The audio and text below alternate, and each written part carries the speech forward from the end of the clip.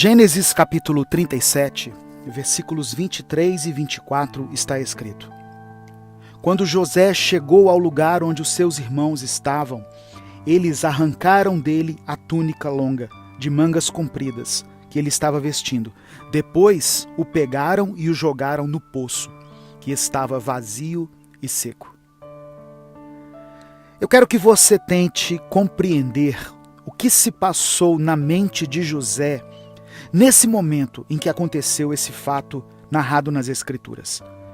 Um jovem de apenas 17 anos, que há pouco tempo estava cheio de sonhos, que projetava um futuro dado a ele pelo próprio Deus, no qual ele seria um grande governador.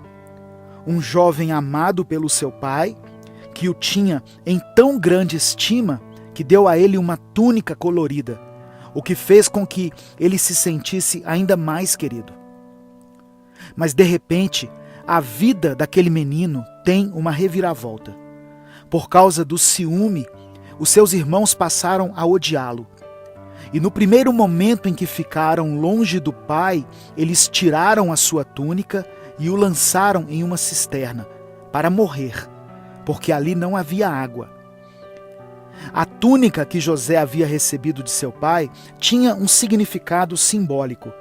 Ela exprimia o amor do pai por ele. Por isso os irmãos a arrancaram, como se quisessem separar José do amor do seu pai. O diabo muitas vezes age assim também na nossa vida. Ele cria situações tão difíceis de suportar que nos deixam em dúvida se realmente somos amados pelo Senhor. Mas o apóstolo Paulo escreveu que em todas as situações temos vitória completa por meio daquele que nos amou, pois temos a certeza de que nada pode nos separar do amor de Deus, nem a morte, nem a vida, nem os anjos, nem outras autoridades ou poderes celestiais, nem o presente, nem o futuro, nem o mundo lá de cima, nem o mundo lá de baixo. Em todo o universo não há nada que possa nos separar do amor de Deus, que é nosso por meio de Cristo Jesus, o nosso Senhor.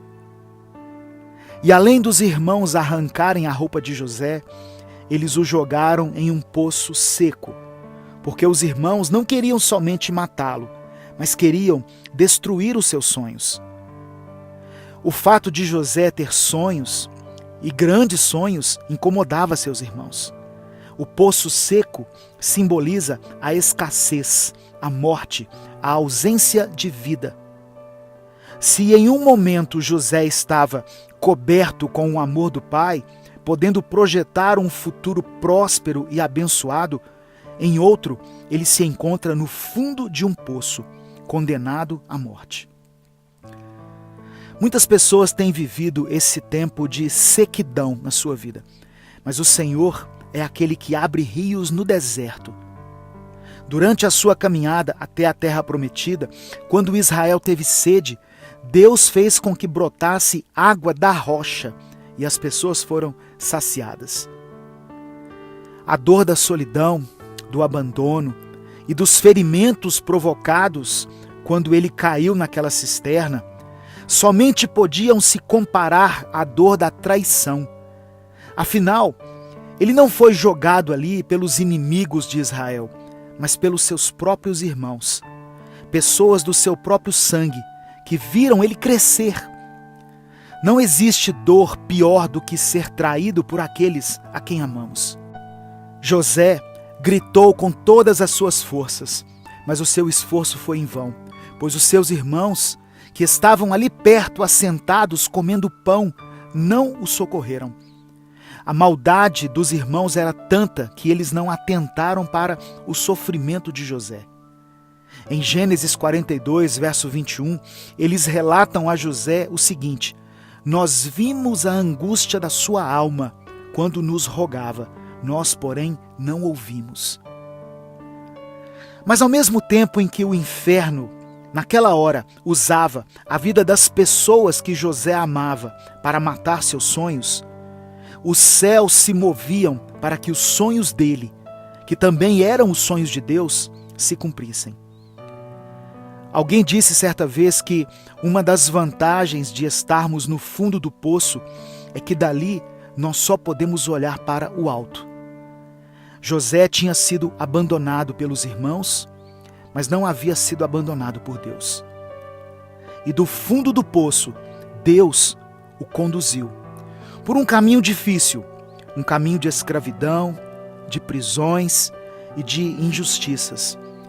Mas mesmo diante de todo o sofrimento, o Senhor o colocou como governador na terra do Egito, porque Deus estava com ele em tudo o que ele fazia.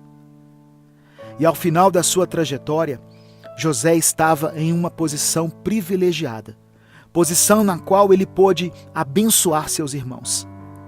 Aquele era o último teste de Deus na vida de José, e talvez o mais difícil de superar. Mas por causa da presença de Deus na sua vida, ele foi capaz de perdoar e de estender as mãos de amor aos mesmos homens que um dia haviam tramado a sua morte. Essa história, meus irmãos, está registrada na Bíblia, do capítulo 37 ao capítulo 50 de Gênesis, para que hoje eu e você possamos ser inspirados por ela. Não importa o que nós estejamos enfrentando, não importa a profundidade do poço em que nos encontramos, sempre poderemos erguer os nossos olhos e colocar a nossa esperança em Deus.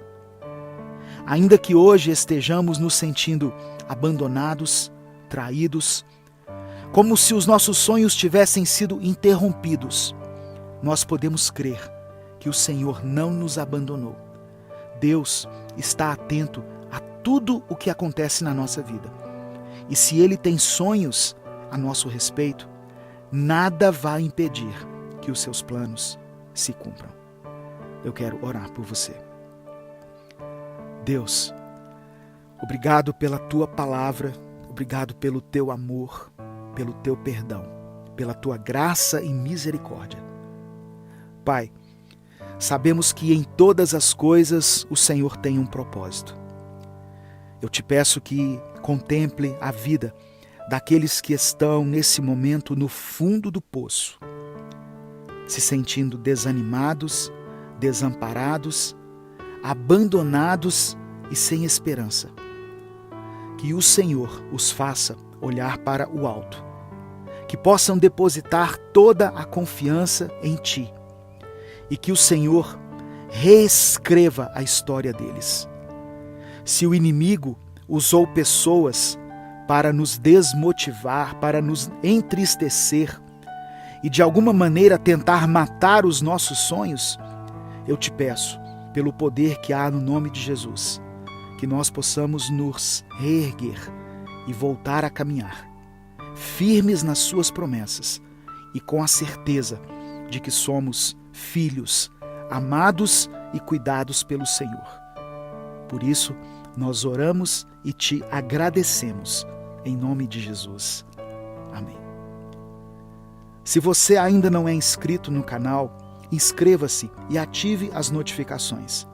Não deixe de compartilhar essa mensagem, pois ela pode mudar a vida de alguém. Caso você queira apoiar o nosso projeto, seja membro do canal. E no primeiro comentário fixo desse vídeo, coloque o seu pedido de oração. Eu vou orar por você e pela sua família. Deus te abençoe. Eu sou o pastor Edivaldo Oliveira e esse foi mais um Minuto com Deus.